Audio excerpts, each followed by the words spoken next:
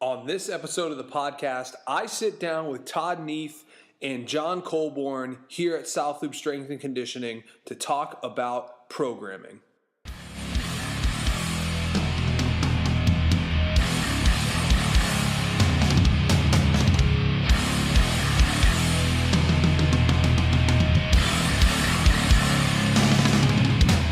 Yes, Todd. Hey guys, this is Todd from South Loop Strength and Conditioning. I'm here with Paul. Hello. Also Intro from guy. South Loop Strength and Conditioning, as well as John. Good day. From South Loop Strength and Conditioning. Very good. We're going to talk today about individualized programming and kind of the ins and outs of that, as well as some of the differences between getting an individualized training program versus following a class program. How to select someone to write programming for you, why programming may matter or not, and all those tricky questions that come up when people like to have opinions and discussions about these complicated matters that are not well suited for human beings to actually talk about, since we're not really smart enough to truly understand them. So that's fine. Cool. What we'll do to start, we'll get started kind of talking about class programming versus individualized programming, particularly within CrossFit gyms, right? There's the major business model for CrossFit is kind of this class program where 10 to 7 to 15 people all kind of get together and do the same workout, and there's community and fun and accountability and all that type of stuff. And then sometimes in some gyms, depending on where you are, there's a few people kind of off in the corner doing their own thing with their own whiteboards, and they use their phones as timers and all that. And so, I figured we'd get started just kind of talking about why you would want to do the corner solo flight versus the fun, loud music, 15 of your friends slamming barbells piece. Okay. Well, I think that when we look at programming here at South Loop Strength and Conditioning, I do all the class programming. You, Todd, and John tend to do more of a individualized programming situation. I think that this idea of GPP, right, this broad domain, wide ranging type of programming fits really well for the group class aspect. What I think that we separate ourselves with is when you start to look at individualized programming, what does that do for the individual that a normal class programming doesn't do, right? So, we base that class programming off of a structured strength component paired with some type of mixed modal conditioning piece, okay? I think that in my experience, and Todd, I know that we've kind of come from the same school out of like the OPT stuff, or OPEX now, world of, different modalities in terms of, oh, Evie, what's the matter? Baby alert. Evie's not happy. No milk for Evie. Different time domains, and really basing things off of more of kind of a feeling aspect, and not necessarily just, hey, here's a 10-minute AMRAP and go crush yourself. I think that when we look at programming in general, we kind of separate that out here. What's like a major thing for you guys in terms of individualized programming that separates it from a traditional class programming? I think one of the things that I have discussions with people, people will ask, hey, should I do the classes? Should I do an individualized program? What's the differences? Why would I do one versus the other? And, it really comes down to what your priorities are in training and why you're training, right? Because, the class for a lot of people is more fun. There's more accountability. There's more actual, hands-on coaching. You have more workout buddies, so you're, actually doing the same thing as. So for some people, for them, it's more about, they just want to get in the gym and have fun and feel like that they're accountable to a social group to actually show up day in and day out. Right. And so for some people, that's much more important than actually having the correct prescription, right? And we see this throughout the fitness industry, where it's like people are doing the stupidest boot camp possible but they're having a good time, they're seeing results. Sure. Right? And yeah, you could come up with some issues in terms of like, oh, well, you're just hammering these people with high reps of movements that they don't have the structure to handle. Maybe someone's going to get hurt over time or not see optimal results. But I mean, the reality is that most people don't actually care. They just want to like kind of have fun and progress over time, and that's totally valid. And so for those people, a class is probably a better option because they don't have the prioritization and the understanding of how to just show up on their own time and actually get their work done. They're just not going to do it. Yeah. Whereas for other people, for them, actually having the best prescription written for their goals and their structure and their training history matters more, right? That they want to get the best results in the shortest amount of time. They may have specific goals that they're training for, and they do have the understanding and I don't know what the right word is for it, mental self-accountability to say, okay, you know what, I got this program sent to me via email or in a Google Doc or whatever, and I'm just going to go to the gym and I'm going to do it. Get it done. Yeah, I'm going to do it. I'm going to check in with my coach and send videos and send results, and I'm going to make this thing happen. So for those people, the actual individualization of the program can make a difference in terms of, okay, cool, you need to work on your upper body pulling relative to your upper body pushing. You've been training for, 8 years in some capacity, but are relatively new to something like CrossFit. So you have a somewhat high training age, but really don't have a lot of familiarity with these specific movements that you tend to do well with highly paced aerobic intervals, but struggle with higher power output stuff. And all that can be taken into account when writing for a specific person. But for a class, it's an avatar, right? Right. How do you write the class program? Yeah, so I think there's a handful of people in the gym that I kind of keep in mind when writing the weekly programming. And obviously you want to keep your best athletes in mind when you're writing that. So obviously we can modify backwards from there. We're pretty aggressively against this idea of just scaling things. Where it's like, oh, you can't do the squats at this weight, so just do less. I think that's just kind of a lazy way of approaching that problem. So there's a handful of kind of our better athletes in the gym that I like to keep in mind when writing that program and kind of thinking of them in a class setting. Obviously, there's a logistical piece to class programming that you have to keep in mind over the individual programming, but there is a general avatar of someone that's pretty good at a lot of the skill stuff, is fairly strong compared to their general athletic being and their kind of essence as an athlete, and and then like you said, also keeping in mind that part of the class atmosphere is having a good time. It can't just be crush yourself because that's what you need every day, every week. I think that as we've done lately, mixing in kind of team or partner style workouts, which we normally do on the Saturday classes, but also integrating that stuff at the beginning of the week to kind of get people going in the right direction and having a little bit more fun.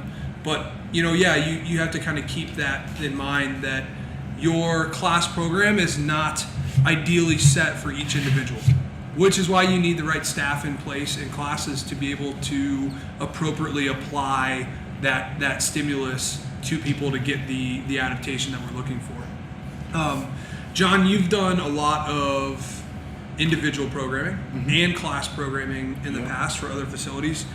What do you think are kind of some of the major differences between the two avenues from a programming perspective? What are the first things that you kind of see in terms of, this is what I do for classes, this is what I do for an individual?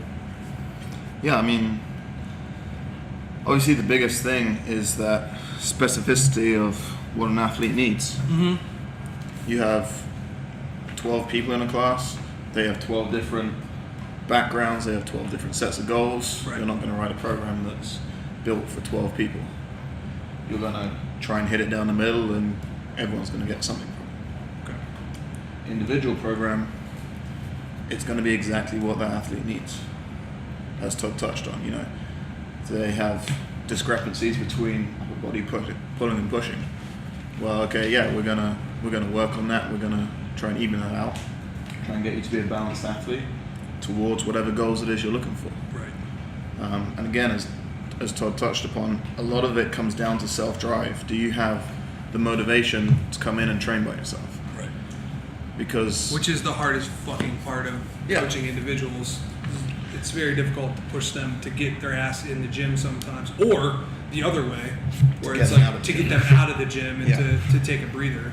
yeah, and certainly had the privilege of dealing with both Yeah, groups. naturally. People who you cannot make take a rest day, who when they're injured you can't make them ease off the training and not do extra work, Right.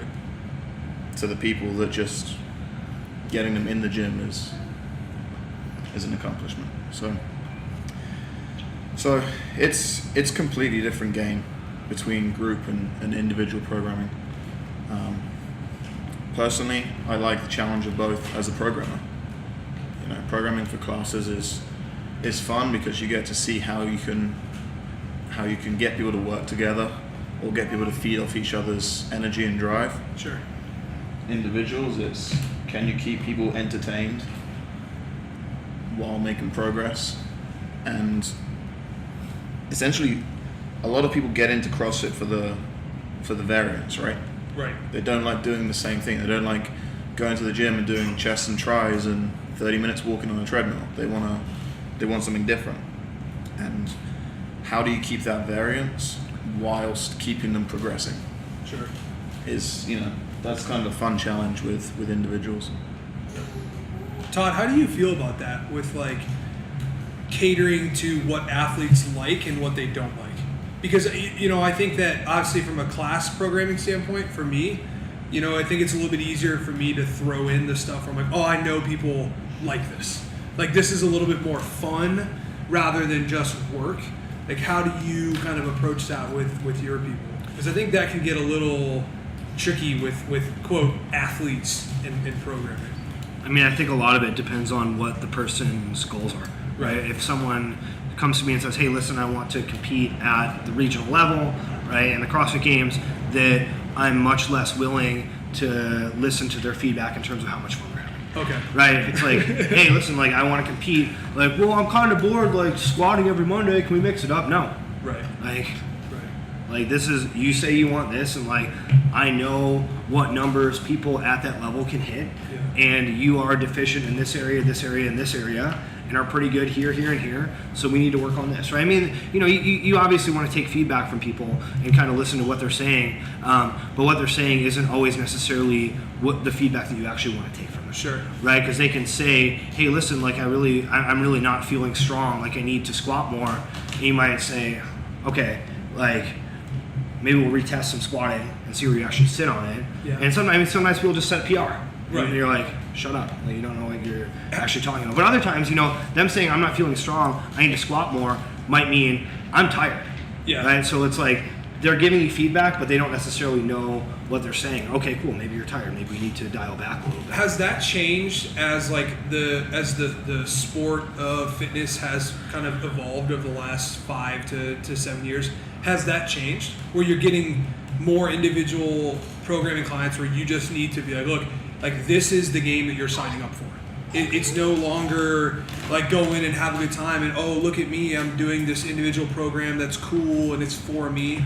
Is it more like, hey, listen, the game has gone to a new level and you just need to sit down and you need to reach a level that your expectations are maybe not focused on, or like, does that look different? I don't know if I would phrase it exactly like that, but I think that at least for me, as I've gotten more confident as a coach, Right. which means almost actually weighing my coaching abilities less, where I used to think that I had more responsibility and more capacity to actually change outcomes for athletes than I think I currently do. Just because I've seen so many. Right. It's like, okay, cool, you're good, like, kind of no matter what. You'd be good no matter who your coach was. You'd be good no matter if I gave you this program that I think is good or if I gave you the worst thing. You'd just be good, right? Versus people who aren't good. Well, I think that's a huge thing. You see coaches all the time. It's like you don't need to coach every second of every movement of your athlete. Like, they're an athlete. Let them go. Let them do the work. Yeah. Like, you're not magic.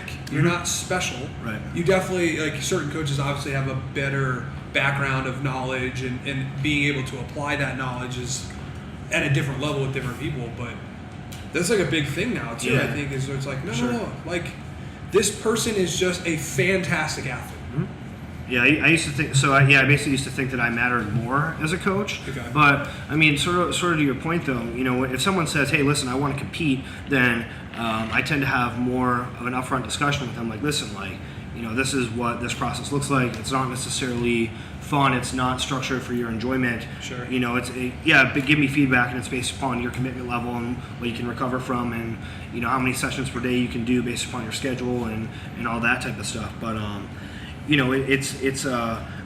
it's always kind of been like that at some level, but the expectations have just gotten higher in terms of what people can do physically, just in terms of like their actual abilities, as well as the amount of time that people can commit to training. Right. So I think we've seen enough videos and documentaries on Froning and all that type of stuff to see that the amount of volume that high level competitors are putting in is just, it's extremely high. Right. Well, we split, obviously you guys know this, we split that class programming into different tracks of programming. And one of the things I'm always trying to be very cognizant of is this idea of volume. And it's like, okay, how much stimulus are we putting into people? Is it too much? Is it too little? I think, John, you and I lately have been talking a lot since you coach a lot of the afternoon classes here at South Loop. And trying to get that feedback of like, hey, where are the afternoon classes standing with this stuff? How does this day look? How are they responding to it? There are certain things that people can hold back on in class and they Right. can kind of survive through. Sure. There are some things that are going to mess people up no matter how hard they push. Right. John, how do you kind of approach that with your athletes in terms of this idea of giving them a program and then either A, encouraging them to do better, or B, just like letting them be the athlete that they are and go forward? Like, how do you kind of approach that as a coach and as someone that programs for a bunch of different people? It kind of changes person by person, right? You've got people who are smart, they know their bodies, they are good athletes in a mental sense, and they get kind of more free reign. They can, if they want to do extra work, they know themselves well enough that it's not going to mess with things.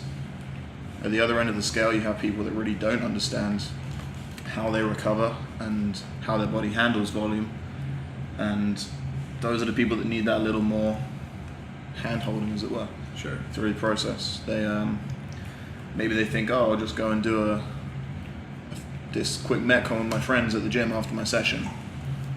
What they're not thinking about is what they have the next day. They haven't looked ahead at the next day, and all of a sudden they get in, they can't train properly the next day. It's going to cause issues. But the smart athletes and the good athletes know what they're doing there, and they don't need as much oversight every day. Cool.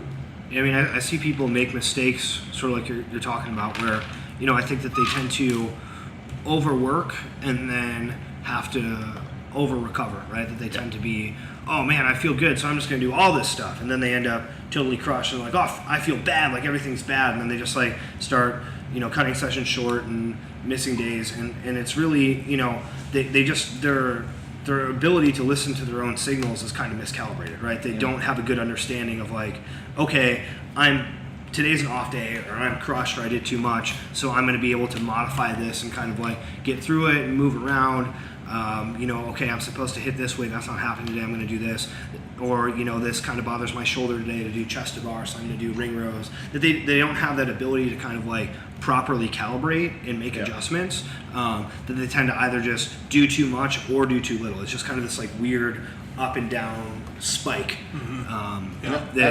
It's just not the right thing any of the days. It's like, cool, that was way too much, that was way too little, that was way too much, that was way too little. Like, you just gotta zen out a little bit. As a coach, I don't mind if an athlete cuts something from a day.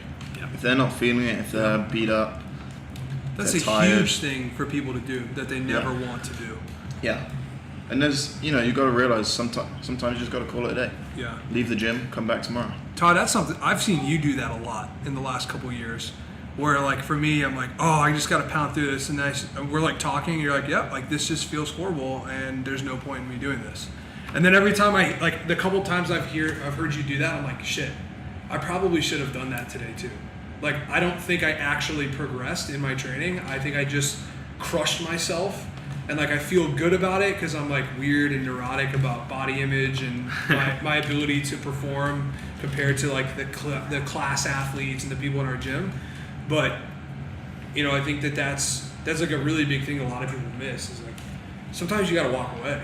Yeah, I mean it's sort of like you're saying. There's a tough trade-off between understanding what is the actual intended stimulus of this training session versus what does my ego want me to do out of this? Yeah. Right. That okay, I'm supposed to do airdyne at a minute on, a minute off for 20 minutes or whatever, and I may have in my head an RPM that I can hit. Sure. And then it's not happening It today. changes Like, immediately. is it worth it for me to kind of like suffer and grind it out and like end up rolling around on the ground afterwards for what should have been kind of like a high power output aerobic piece? Yeah. Or should I take extra rest between intervals? Should I just lower the RPM? Should I do 10 sets, rest 5 minutes, do another 10 sets? And I think that's always a challenge to say, listen, like this is the intended stimulus. How am I going to get this out of this session versus how am I going to gratify my ego by saying, oh, well, I was able to hit this RPM or I was able to hit this weight or anything of that nature. There are times when I think it's okay for people to grind through. Yeah, exactly. Yep. And, work on almost just the mental aspect of competition, right? Mm-hmm. But that is really for competitive athletes as opposed to people who have an individualized program. They're not necessarily people who want to compete within the sport of CrossFit. They can just be people that want to better themselves and understand that personalized program is going to help get them there faster. Right. And those people, they don't need to be training their mental approach to competition. Right. They need to be healthy and improving themselves. Yeah. Competitive athletes, there's definitely a case where every now and then grinding through on a day that it sucks is going to be useful. So you're telling me that people that join gyms and attend regular class workouts are not competitive athletes? Yes. How dare you? Competitive within CrossFit, yes. Okay, fair enough. It's a big distinction. Yeah. I mean, that's something that, and I think CrossFit HQ does a fantastic job with their marketing and building their brand. And I think that they do what they can to continue to evolve their product. But there is a weird blurred line now between someone at the top level, and you can pick any athlete that goes to the games at this point, because across the board, they're all freaks of nature, basically, that also do full-time training as a job, compared to the person that signed up for the classes 4 weeks ago but have been watching videos and they're bought in and they're really having a good time, and now they suddenly want to just smash Cindy before class, and then they're going to go do the class, and then afterwards they're going to work on their mobility and gymnastic skills, which turns into like a full other 60-minute training session. But to them, because their heart rate's not at 190, they're not training. And it's like, what are you doing? What are you here for? You just want to look good naked. Stop lying to yourself. You don't actually want to go to the games or anything like that, but you're not going to recover at the level that you're training at. And then you get people blown up and they're struggling to stay alive. And that's not good. Yeah, I think you made a good point there in terms of people wanting to say, oh, well, I want to get better. I want to squat this weight, and that may be true, right. But their real fundamental goal is aesthetic. Yeah. Right. And that it's almost a tricky thing where people don't want to say like, listen, like I want to look this way because I want someone of the opposite or same sex to find me attractive. Exactly. And that's totally and then I have okay. my own issues surrounding, the way I looked as a child. I was either skinny or fat, and someone said this to me, and my mom said this, and whenever I look in the mirror, this happens so to me, and it's like people won't admit that to themselves, and then they especially won't admit that, verbally to a coach, like, listen, like, I'm dealing with, decades of insecurities and body image issues, and I think that this program can help me solve those by achieving a certain aesthetic. Right. But that's kind of awkward to say, so I'm just going to say, I just want to kind of get better over time. Yeah, sure. Right. No, you don't. Well, I mean, and you've seen there's been other, coaching services or programming services out there. I don't need to list them, but ones that have basically been like, all right, you want to look good for this season or whatever, here's a program. What's funny though is you look at it, it's like you're just doing bodybuilding with some conditioning work. It's nothing new. It's nothing different. But you're being sold something that is, hey, this is going to get you what you want. The beauty of that is that they've taken the kind of drive that CrossFitters have to like go ballistic, but then put them back into protocols that give you body image training, basically. Which is like, I think it's an interesting thing where it's like we've basically turned a 180. It's like, oh no, I'm not training for looks. I'm not bodybuilding. I'm doing this program, but it's like, it's bodybuilding. Sing them, Evie, let them know. She can go crazy. We can edit anything out, but we probably won't. Yeah. It's more fun that way. No, that's more fun. It's real and raw. All Just right. to backtrack to one thing you said there Yeah. about looking good naked, Right. I feel like that phrase is probably overused because the reality is for a guy, if you look good in a pair of shorts and you don't look good naked, that's nothing training can solve. That's right. No, you're 100% right. It's not, and you know what? That's your point. It's not your program. It's that you're a total dirtbag outside of the gym. Sleep health, stress management, nutrition.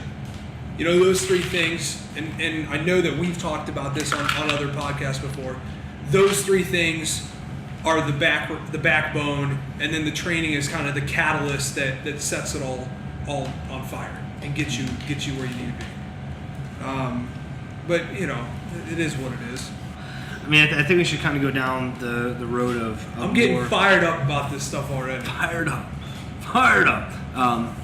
More about what how to individualize and what that actually looks like. Yeah. Okay. Right. So one of the things that I've, at least talking to some competitors about and things like that, people want an individualized training program, and then there's a lot of people offering that, but it ends up basically being a template. Right. It's Sure. Okay, here's the template for everyone. Right. And maybe I'll give you a few extra handstand push-ups because you're not so good at those, or maybe I'll give you like a squat cycle kind of on top of my template that I give everyone, since you need to up your strength.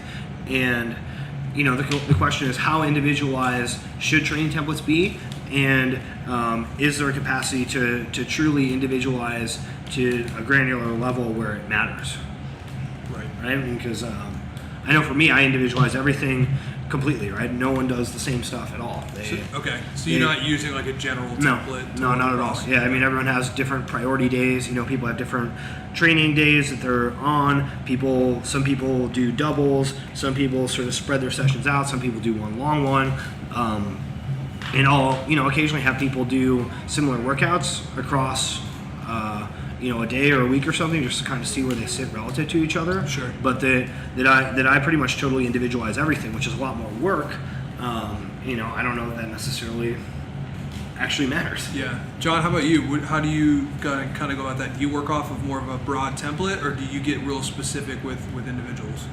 I think I kind of combine the two to an extent. Okay. So if I look at someone and see that their weightlifting numbers need to improve, I'm gonna use like tried and tested like progressions within that. So is that like something like you're looking at somebody, like maybe you had another athlete that was in the same situation, and you got good progress out of a certain type of template, or at least a certain progression of stuff? It's the same with strength work. It's the same with gymnastics. I find, and not the same thing isn't going to work for everyone. Right. But if I know certain gymnastic progressions have worked for people, Sure. I'm going to try them out with other people. Right. But it's going to be all based on that person. Okay. So with weightlifting, if there's someone that really struggles with their snatch, but their clean and jerk is pretty good, well then I may use a similar kind of progression with their weightlifting numbers, but I'm going to be throwing in maybe some more snatch balances if their trouble's in the catch, or if they're not pulling right, maybe there's some poor snatch pulls, or Right. So it would be 100% individualized, but I'm going to use progressions that I know work. Yeah. Or have worked in the past. Well, I mean, I do the same thing for sure. Yeah. Right? I mean, I'll have different cycles, either like formally written down or just kind of like in my head as like ballpark progressions. I mean, I have all kinds of okay, cool. This is like the whatever squat cycle, or this is this progression from gymnastic bodies, or this is something that my coach Mike Fitzgerald gave me in terms of like airdyne sprint progression. And work to rest ratio, and I'll like write those down and save them in Evernote, and then sometimes I'll pull those out and be like, all right, cool, we're gonna run this for the next 5-6 weeks, Or sometimes I'll just be like, the ballpark idea that was effective, so I'm going to just kind of build my own thing weekly by feel that roughly follows that template. Yep. And I think this is where individual programming gets starts to really split away from class programming. I think, at least for me individually, class programming is more effective when I go to start a new cycle here at the gym. There's a template that is constructed, basically of what I want people to work within, and then the design aspect comes from logistically laying out the performance track, which is going to be geared towards those people that have been with us for a little bit more time, need a higher stimulus to still get an adaptation, probably a little bit higher end on the skill work, the Olympic lifts, they're good with a higher stimulus of strength work, right? And then the fitness track where it's a little bit more dialed back, more skill work in terms of learning lifts, basically putting people in the position to progress appropriately without beating them down and burying them. And then the kind of individual design comes from those avatars of those kind of top level athletes that I'm thinking about overall, right? Individually, I think that we're getting into a cool position with the sport of CrossFit and the sport of fitness or fast fitness or whatever you want to call it, is that you're starting to see more people come into the sport where it's like, oh wait, I don't need to get you to actually go harder or do better at certain things. We need to just refine the individual skills. And like for me, programming, that's where I think where a lot of the individualized stuff comes in is like, all right, where do we need to dial back and where do we need to progress more aggressively? Because I think that templates are actually a pretty good thing, unless you have someone that is at that higher level. When you get someone that's really already trained, their training age is pretty old, they've progressed a lot, then the specificity, thank you, British guy, that's where that really comes into play, where it's like, all right, you working out of a template is not necessarily going to get you what you need. We need to dial the small corners because you know how to go. I would actually potentially disagree with you on that in some capacity. Okay. Because I think that the people who are really, really good, they just adapt to anything, right? Okay. So they're just super resilient. Yeah, I think at some level that the people who are really, really good, and we're sort of talking in competitive CrossFit, that you just give them anything and they're just gonna achieve adaptation. Yeah, it's going to be, okay, cool, I intuitively know how to pace this, whether someone taught me or not. I can just like handle volume. So even if I'm going, kind of crazy in terms of the amount of work I'm doing or I'm pushing too hard, quote unquote, that, I'm just going to adapt. I'm going to have a good experience and I'm just going to keep getting better. Sure. And I think that the individualization probably matters more for people who are not quite that gifted, but are still good. Sure. Right? That, if we just sort of look at open numbers, that top 200 open athletes who aren't necessarily at the regional level would probably benefit more from an individualized program, whereas probably a lot of the people who are competing at regionals, can you just give, especially at this stage, give them anything, right? Those people are kind of the cream of the crop and they're gonna do well. Keep it rolling. Right? Like, could they potentially achieve, a faster rate of improvement or a few percentage points more over the next, 12 months based upon having a program that's crafted for them? Probably. Right? But those people are hyper adapters and they're super gifted, and that I think the individualization actually matters less for them. Right. Well, and that's I think something that's really great. One about what we kind of believe in here at this gym, but also in this different coaches are going to have different opinions and different perspectives. And I think that there's not an ideal coach for each individual. There's not an ideal program, but there probably is a better way for each individual. Sure. I think that probably between the three of us, we all share similar philosophies, and then we probably have countering points of views on a couple of different things. And to me, there's a ton of value in that. I definitely, coming out of the team sports world, have worked with a lot of coaches where it's like, you're just going with what everybody goes with. Like you don't have the balls to be like, look, I don't agree with you on that. Yeah. And in my experience, this is what I've learned, and I think this is what works best. And I think, well, you've been with Michael for a while, your coach, sure. right? John, have you worked with other coaches and stuff? You've kind of been a lone wolf. I have not been coached. Formally. You've The just, uncoachable John. you know, and like I've This athlete is uncoachable. I've definitely bounced around. Like Todd, you wrote my programming for a long time when I first got into it. John, I've worked with you for like 2 years, I think, at this point. Yeah. You know, and I think that as I have progressed as an athlete, the things that each of you individually have done has been beneficial to me. You know, and then it comes back to, well, how much am I as an athlete actually providing feedback to progress my program? Like, what am I giving back to the program? You know, and that's made a big difference in my experience with individualized programming.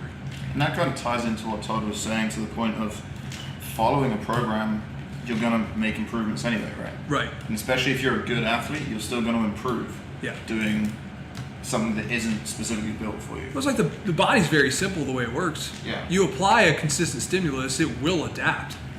But Whether or then- not that's a good adaptation, that's up to your coach Well, to yeah. determine, and you as an athlete.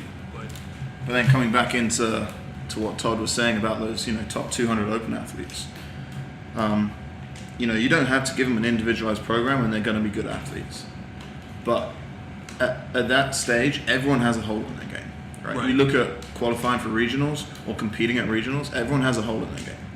You can look at Brooke Wells, who finished top 3 and 4 of the workouts at regionals, but had the strict muscle up workout where she finished 34th or whatever it was. Right. You can't tell me that not doing a specific program built around her, whatever it was it her pulling strength or, whatever the failure was within that movement. For her to work on that specifically, she's going to become a better athlete than doing a generalized higher level athlete program. Right? So I think everyone has holes in their game that need work regardless of what level they're at. Sure. I mean, you can take Rich Froning. He's not good at sprint workouts. Yeah. You look at things like the zigzag sprint at the games. Okay. The only reason he didn't bomb out on that was because he was in a slow heat. He wouldn't have got out the first round had he been in a tougher heat. Right. He was, I think there was only one other heat he'd have made it out of with his time. Things like that in the obstacle course that they ran, 2011 or whatever it was. There's those kind of events he's not good at. Right, yeah, he tends to struggle with the short, extremely high power output as well as the kind of very long, monostructural aerobic. His forte is pacing workouts, movement standards. The guy doesn't miss a rep. Right. He knows exactly super his pacing consistent, and everything. Super and fluid. That's enough for him to win the games 4 times. Right. But everyone has a hole in their game somewhere. Yeah. And as a coach, that's the job of the coach to look at it and say, okay, how can we improve this? Because at some level, you don't want to sacrifice strengths. That's certainly something I've learned is, for an athlete, if you sacrifice strengths chasing improving weaknesses, you become a worse athlete. Yeah. Doesn't matter how much you improve that weakness. If you let go of your strengths, you're not going to perform as well. So I have a question for you two. What do you guys think makes a good individual coach? Specifically, though, what makes a good individual program? Because at this point, there's limitless different people, coaches, program providers that you can go through. Why should I go to a coach and get their program? What should I look for? What is that? Yeah, I think that again, it's one of those things where the more that I know, the less that I think the actual, X's and O's in terms of A1, A2, B1, Sure. B2. Right. All right, you're going to do this many single arm dumbbell rows at this tempo. All right, this is this lactate endurance progression that, we know is going to be just the perfect work to rest ratio. I think that stuff matters less and less the more that I know about it, which is kind of counterintuitive almost, right? But that said, I do think that that there's probably multiple pieces in terms of understanding what a coach is looking for and what they're able to accomplish, right? And so sort of like John was talking about, having some sort of detailed assessment process matters a lot. And I think a lot of coaches, particularly within CrossFit, that kind of has this structure of competition workouts that it's tough to figure out what's actually going on. right? That if you look at open workouts or if you look at, regionals workouts or anything like that, it's tough to really understand, okay, what is going to be the limiting factor for you on this workout? Sure. But there's just a lot of stuff happening. It's like, okay, there's thrusters and burpees over this time frame. Is it did your triceps go? Did your quads go? Did you just sort of run out of gas? Did you not pace this properly? There's just so many different pieces, and it's challenging to figure out why, what limited you on this workout, right? Mm-hmm. So a coach having like a good assessment protocol that attempts to truly understand different pieces of the game and pull out limiting factors, I think is huge. So I know a lot of people just kind of have like, oh, well, here's like these workouts that I made up that like seem hard, so I guess we'll do those. Yeah.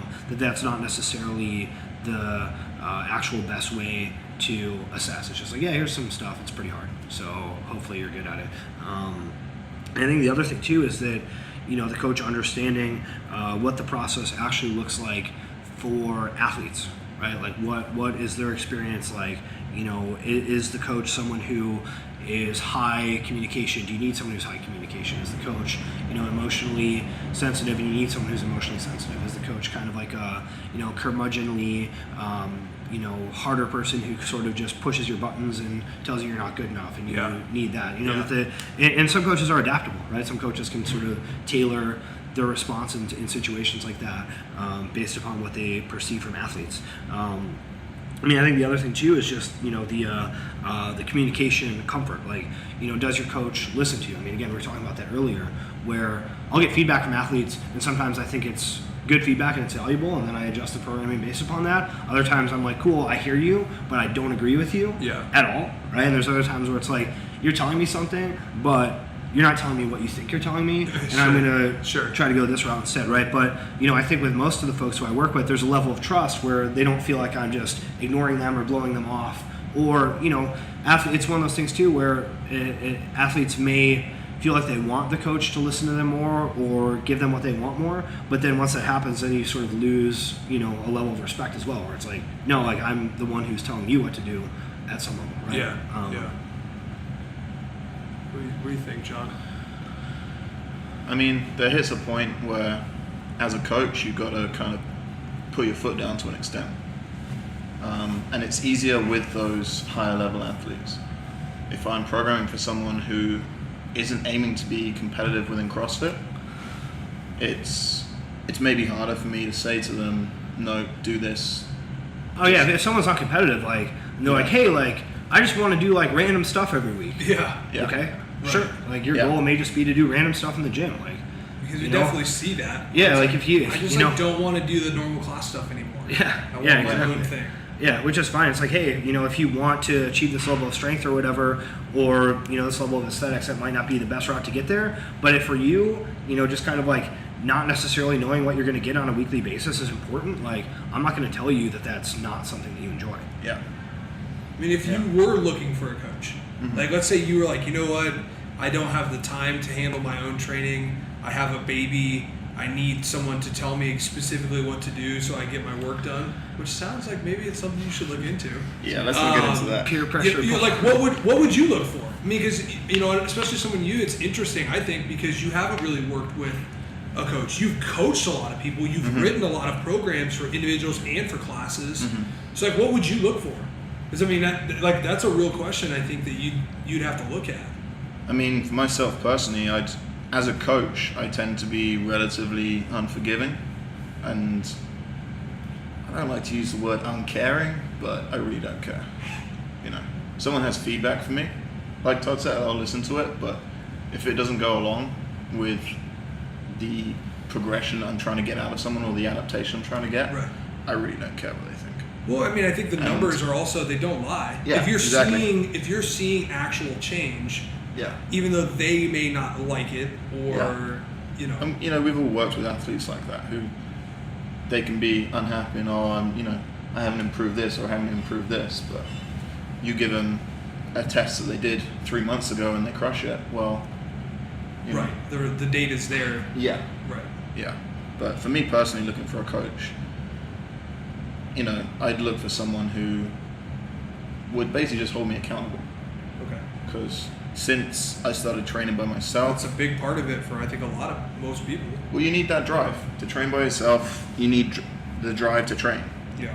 And for a lot of people, that is being a competitive CrossFit athlete. Right. You know, the people that I want to get there no matter what, they have the drive to train by themselves. But for people who don't have that goal, it's harder. And that's why, as a coach to someone who doesn't have that goal, I can see the benefit for them. Mm-hmm. If I was an athlete, as I am now, who I'm not looking to be competitive within CrossFit, you know, training by myself with no program, no coach, it's hard to maintain the drive to train. Right. You know? And that's certainly something I've noticed in the last 6 months. I have no motivation to train because there's no one holding me accountable and I have no real goals. So even without that end goal, if I had someone I was accountable to, I'm going to be training harder. Right. Yeah, and I think for you too, where it's like, you know, you used to be individually competitive, but there's a big gulf that I think a lot of people go through where it's like, okay, this isn't my goal anymore. Like, why am I doing this? Yeah. Right. Some people end up coming back around and saying, well, you know what? I just enjoyed the process. Like, Yeah. I like being in the gym. Right. I like working on stuff. You know, I like seeing what I can do over time, even if it's not to compete with other people. Right. I think you see that a lot with people who competed at high levels in sports too. Right? Yeah, That we they get a lot of have that members like that where it's internal- like, cool, I played football at this school or lacrosse or soccer or whatever. Then after college, when I didn't have to do it anymore and I wasn't competing, it was like, awesome. Like, fuck this. I'm not doing this ever again. Why would I Yeah. do this? Yeah, and then after, you know, maybe a few years, it's like, okay, there was actually something I got out of that process Yep. that wasn't necessarily, you know, tied to trying to win this championship or this game or, you know, beat this person out for a spot on the team or whatever. Yeah. For me, that tipping point was when athletes I was training were better than me. Right. So Yeah, 2013, that's tough. 2014, I'd be training people who I was a better athlete than. And that was good to have that drive of being, well, they're not going to beat me in the open. They're not going to beat me on this workout. But now is, you know, I've passed that point whereby people I'm training are a lot better than me. Well, I mean, that begs a question of like, can a really good coach also be a really good athlete? I mean, I know we're stepping away from the program thing, but that's an interesting concept, I think, where we're getting to, where it's like, well, what's the priority? You know, and I think for me, when I've looked for coaches in the past, that's always been something that I've kept in my head, where it's like, okay, what is this person? Are they a coach? Are they a full-time professional coach and programmer? Or are they a really good athlete that supplements the fact that they don't make money doing what they're doing by coaching or programming? Sure. Because I think that's two dramatically different things. Well, I don't think they're mutually exclusive. I agree. Yeah. You take someone like, I take someone like Spiel, right? Right. Chris Spieler, who is still like, did he qualify for regionals this year and not go? I believe he finished like 22nd or something in his region, so he may have gotten an invite and turned it down. I think afterwards. if he didn't get an invite and turn it down, he was like right there. Anyway, he's still a fantastic athlete. Right. But he is also a coach to some of the Some of the top athletes. I mean, I know he coaches Garrett Fisher, who made it to the games this year. Yeah. So I don't think it has to be that cut and dry that you cannot be a great athlete and a great coach. Sure. But you cannot be a great coach to multiple athletes and still be able to focus your time enough. You know, there's only so much time in the day, Right. and so much focused interest you can put into that. And I don't, especially with the level that CrossFit is at now, you know, those top 20 regional athlete or regional qualifiers, you cannot get to that stage without training being, I don't want to say the most important thing in your life, but the main focus of your time. Yeah, I mean, in terms of it's training, the it's not trump card. It's right. the trump card. If you have one job and one hobby, right, you can sort of handle that. For Okay. some people, they have one job and training is their one hobby, or training is effectively their job and they have another full-time employment gig that sort of functions as a Right. hobby where they can kind of like, okay, well, I'm going to devote some time to this, but it's not really my actual where I'm at. priority. Yeah. Yeah. It's an interesting thing. That'll keep developing too, I think, over the next 4 or 5 years, depending on what this sport looks like. It's like, where does it go? Because there is a theoretical limit to everything. Like, you look at weightlifting, if you look at powerlifting, there is a limit depending on what kind of special supplements you're taking to like where the human machine can actually go. Yeah. We're talking about this individualization of programming, and then what does it actually mean to individualize? Like what are the differences between protocols for different people? Sure. Either with different goals or the same goals or anything like that, right? So, I think for a starting point, we discuss different goals in terms of training, where it's like, okay, cool, we've been spending a lot of time talking about competitive CrossFitters, but what if someone wants to compete in soccer and they're using some sort of strength and conditioning program as just sort of like supplemental work for their soccer training or their endurance training, or they want to compete on the bobsled team or something like that. Right. I think one of the biggest things is sort of understanding the characteristics of sport and the characteristics of different goals, right? How do you go about finding those different characteristics? And what does that look like? Do you have a process? Just make it up. Yeah. You just look at the sport and you say, well, I think that this matters. I don't know. Yeah. Right. So for soccer, there's been some research done on the sport, but you think of it, I at least think of it as sort of an alactic aerobic sport, meaning that it's relatively short bursts of high intensity activity in terms of like sprinting to a ball or to make a play or whatever, and then kind of longer periods of jogging back and forth, making short runs, everything like that. So, in terms of the actual energy systems utilized, it's probably very high power output sprinting or, body on body or kind of making a tackle or something like that, coupled with a lot of jogging. Right, and that's going to affect the training protocols, where it's like, okay, cool, what do you need to do to be able to compete well in the sport? Yeah. Is it, something like CrossFit where, you need to be really good at, 12-minute AMRAPs of just like suffering? Probably not. Like soccer doesn't feel like that at all. Right. What characteristics does kicking a ball have, right? Other than just the skill piece, is there a strength and conditioning piece that can actually help that in terms of, okay, you probably need good structure and ability to balance and support on a single leg, right? You need to be able to change direction. You need to be able to create powerful hip flexion to actually kick a ball, right? So that would at least be some pieces that you're keeping in mind in terms of trying to design a program, right? There's a lot of body on body stuff. So, you don't necessarily want to be hugely bulky as a soccer player, but the ability to actually handle, someone trying to ride you off the ball shoulder to shoulder, there does need to be some level of upper body strength and ability to brace to not get knocked off of your position. And then the other question is, how much of that are people getting through their skill work and their practices, and what can you actually make a difference with in the gym? Yeah. And what is your job as the actual strength and conditioning coach? Yeah, exactly. Designer of a program? Yeah, okay, cool. You're practicing 5 days a week. Do you really need to be doing a bunch of running on top of that? Right, because you're already running X amount in your scrimmages, in your drills, and then your soccer coach may be having you do sprints or running or whatever. Okay, so what do I need to do that's going to supplement that? Yeah.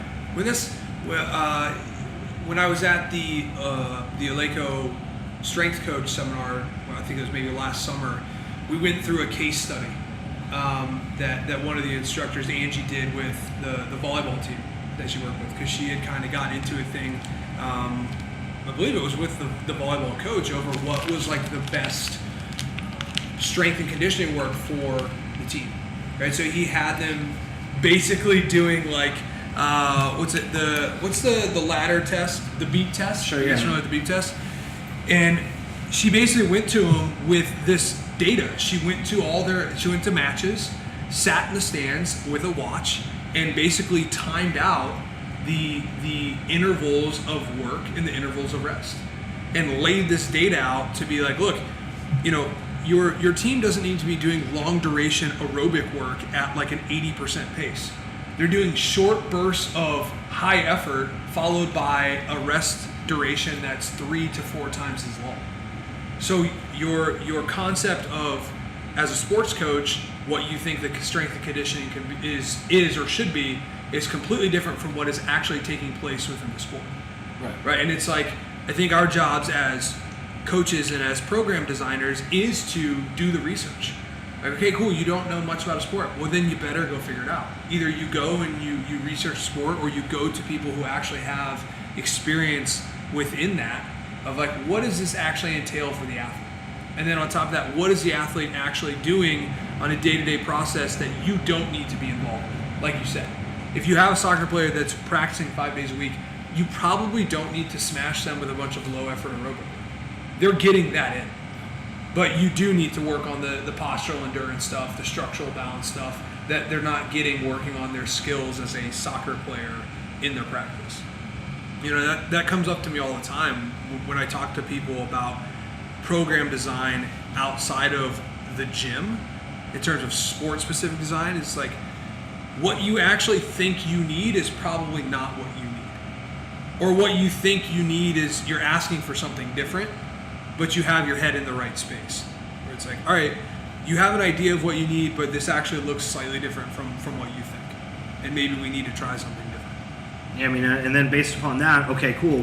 We're assessing what the requirements are of your sport, and then how do we individualize training for you based upon those requirements, right? Like what for you is actually a limiting factor, which I think people can get caught up very easily in vanity metrics, right? Particularly for sport-specific athletes, where it's easy as a strength coach to say, you know what, cool, we got this kid in high school squatting 500 pounds, like this is insane, right? But at what point does that actually matter on the football field? And if you can't squat 225, maybe you have a problem. But I'm not totally convinced that taking your squat from 315 to 450 is actually going to make you a better high school football player. Right. Like it probably doesn't. There's a threshold below which, yeah, there's a problem there and you need to fix that. But does improving something that's already past the baseline buying requirements for your sport, you don't necessarily need to improve that, right? And I think we see that in tests like the combine. Right, where there's a problem if you can't run a 40 in a certain time, but your 40 time doesn't actually have much to do with how great of a running how much production you're right. Like if your 40 is 5.2, like, and you want to run professionally, like probably going to be a problem. Yeah, that might not work out too well, right? But is there really going to be a measurable difference in terms of like actual performance on the field between someone who can run whatever 4.6 and 4.4? I don't know. I'm not convinced there is, right? But that's part of what the combine is in terms of it's not just about one result, right? Yeah. So you could look at their 40 time and say, yeah, that 0.2 isn't going to make a difference. But maybe you look at all the results and everything has the equivalent of that 0.2 difference for that one athlete compared to another. Yeah. And across those sections, say, okay, well, maybe even though they don't individually have much relation to the sport, as a combination, you can see that person's athletic ability is 0.2% whatever better than this guy. Right. They're probably going to perform better. Well, I think that's an interesting thing to look at because, and specifically with football, historically, if you look at the NFL, if you look at the player list on most of these teams, you'll see about half the guys are going to come from the top D1 programs, and the other half are coming from schools that you've probably never heard of. Yeah. Because they're athletes that are on caliber with these other guys. They just didn't have probably the height, weight, speed to get recruited out of high school to a D1 program. But they were successful enough at their level in college to then get into the NFL, and they wind up having long, successful careers. Right. Because one, they're coachable, right? So from a coaching standpoint, they are able to take what their coaches are giving them and actually get after it. But two, it would come back to this, they're super resilient. Just because they're not the top, greatest metric athlete you've ever seen doesn't mean that they can't perform over a long duration of time and actually be a great athlete in over their career. Yeah, I mean, people have done economic calculations on draft picks, and second round draft picks are actually more valuable than first round draft picks, right? Based upon what you have to pay a second round pick versus what you have to pay a first round pick, right? And the level of performance disparity between the two. It's way more expensive to have a first round pick, but it's not actually worth the expense when you look at the big pictures of data. Right, so that's kind of everyone chases that one first round pick. Exactly. Well, yeah, you have the potential for that extreme long tail, the gold star. Yeah. I mean, like you look at Luck and RG3. When they picked 1 and 2 that year. Yeah. And RG3 blown out. Right. Luck is like building a franchise. That's an interesting thing. You want to see what every coach missed at the combine? Go watch a video of RG3 doing his vertical jump. Watch it and tell me what you see. You're going to immediately see the worst jumping position, the worst valgus collapse of knees you've ever seen in an adult athlete, male. It's shocking, and that should have been something that stood out right away to those guys. But This guy's gonna be having a problem. as a strength and conditioning coach, I might look at that and say, okay, just we gotta need to fix it. address that, Right. but we can fix that. Right. Yeah. But you're not wrong about that. You Yeah. got to look at those things from an individual, and that's where the individual program comes into play. It's not. I don't need to make you the greatest athlete in the world. We need to make sure that we can keep you being a great athlete, keep you performing at the high level, and then hopefully gain a small edge because the tolerances are so tight at that level, at the highest level. Yeah, Of any sport across the board. I think that that's one of the main roles of a coach. Individually coaching a high-level athlete is kind of getting them out of their own way. Right. Like, okay, cool. Like we talked about before, you want to do way too much extra. Okay, we need to address that. Or you don't have a good understanding of how you're recovering and how to not push through pain or discomfort when it's not. You're not competing for anything. Right. So we need to address that so you can stay healthy to actually train.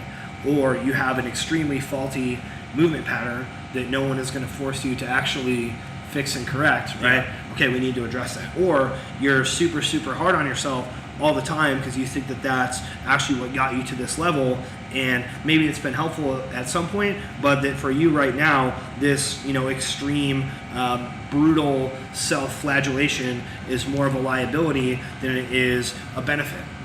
Right, and all that stuff is kind of the things where you have these tools, and as a coach, the goal is to kind of allow you to express them and not stop yourself short by misaligning your training priorities or constantly beating yourself up or giving into the sort of short-term mental toughness myth of I need to push through everything that's uncomfortable, because that stuff is going to result in fewer percentage point improvement over 9 months.